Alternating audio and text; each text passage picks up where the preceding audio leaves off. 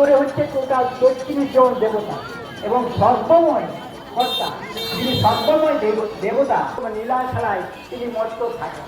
এবং সেই জন্য এই সমস্ত হিন্দুদের ১২ মাসে ১৩ পার্বণ।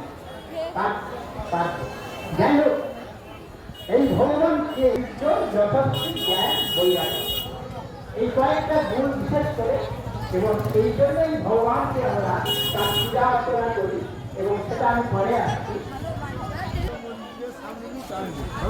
শুক্লপক্ষে বিদ্যাতে উনি তার সৃষ্টি হলো আমাদের রাজকুমার কিছুটা ছেড়ে উনি তার মাসির বাড়িতে ৯ দিন কাটাতেন।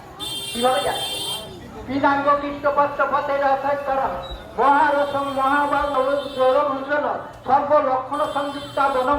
এই ৪ জন ভক্ত ওই গীতাতে বলেছে, ভগবান নিজেই বলছেন। কারণ অর্জুন যখন জিজ্ঞাসা করলেন যে এই গীতা কি, তখনই ভগবান এটা আমার হৃদয়, তার সেই ভগবানই বলছেন যে আমার আমার বুঝতে পারবো। আর যারা আমার ভজনা করেনি তারা